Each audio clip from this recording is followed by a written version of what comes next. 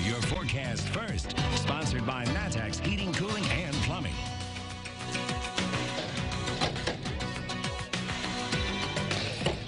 And here we are live in our town, Hoopston, as we come to you here during our 6 o'clock newscast once again. And it is a little bit of a warming out here, I must admit, but temperatures aren't terrible. We're in the upper 80s right now as you look at Vermilion County, from Bismarck, Danville, Georgetown, Potomac, and Hoopston, all in the upper 80s.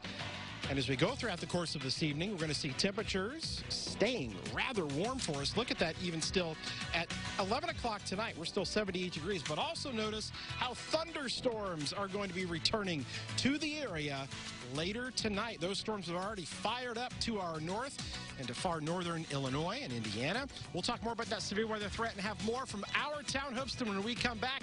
WCI3 News starts now. On shooting at a factory in Springfield, the latest. Two people are dead after a shooting at a factory in Springfield. The latest on the person who pulled the trigger.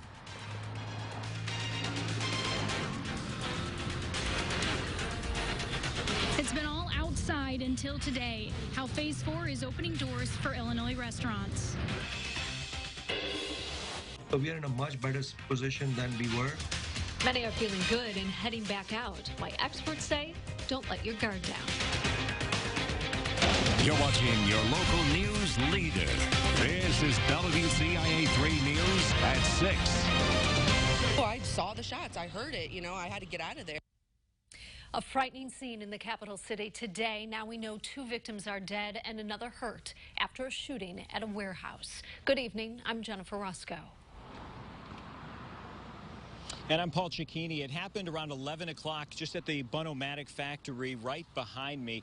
That's when police responded to the scene. It's located on Stevenson Drive on the city's southeast side.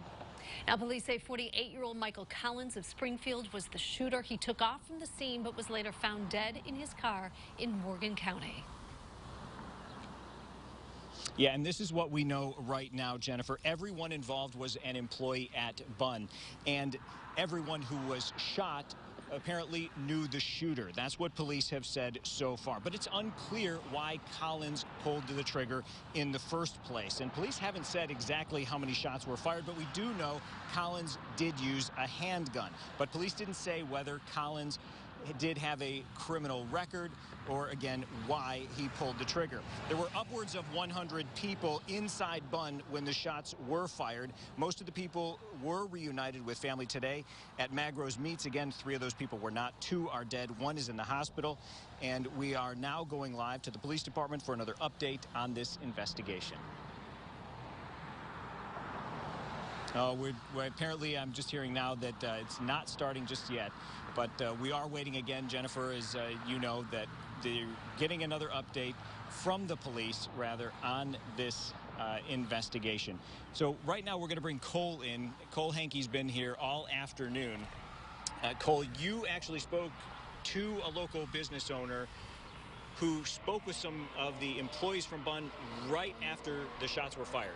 Yeah, once police got control of the scene, they started to bus employees out of here. They took them to a grocery store parking lot down the street where they were able to reunite with their families. But before then, the employees were on their own getting out of the building. They had to run out themselves, and the campus also has several buildings on it, so some of the buildings didn't even know that there were shots fired until people started yelling that there was a shooter somewhere on the campus. But some, when they got out here, they just ran to wherever they could, and some went across the street to the gas station. And once they got in there, the gas station employees told me that they were just frightened and scared, trying to figure out what was happening. And they also said that all of them were visibly shook. It was scary because you knew that the guy was still at large, so you didn't know where he was, if he was going to come over here.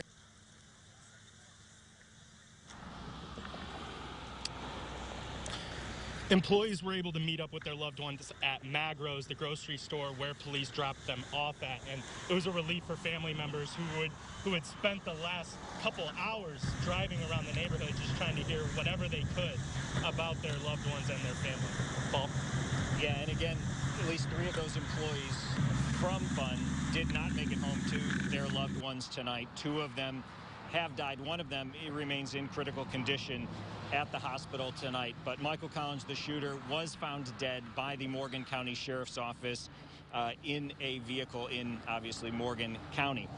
We are still waiting for word on that news conference tonight, so we will bring it to you live when it happens. But for now, we are live in Springfield outside of the Bun-O-Matic factory. Jennifer, back to you. All right, Paul, thank you so much. The Champaign County Sheriff's Office says an off-duty deputy died yesterday from a suspected medical issue. 22-year-old Taylor Briggs started working there this past September. Their initial investigation shows he may have been exercising. The sheriff says his squad car will be parked in front of their office as memorial. It'll stay up through the weekend. We are now officially in phase 4. Businesses across the state are opening their doors for customers, but some say they're still waiting. WCIA3's Courtney Bunting is live downtown Champaign. And Courtney, so things not quite going back to normal. That's right, Jennifer. Even though indoor seating is allowed, customers will be asked to follow some specific restrictions. However, I talked to business owners who say they'll go by any restriction because they're just happy to welcome people inside. We're just trying to do as much as we can just to kind of bring some entertainment back to downtown. Bar and restaurant owners in Illinois have the go-ahead for indoor seating. That's good news for Neal Street Blues in downtown Champaign, but it's not the return to normalcy some might expect. Of course, all the staff and all the customers are required to wear masks inside, and then we try to wear gloves whenever possible and sanitize whenever possible as well. But phase 4 isn't enough for Farron's Pub and Eatery owner Carolyn Farron.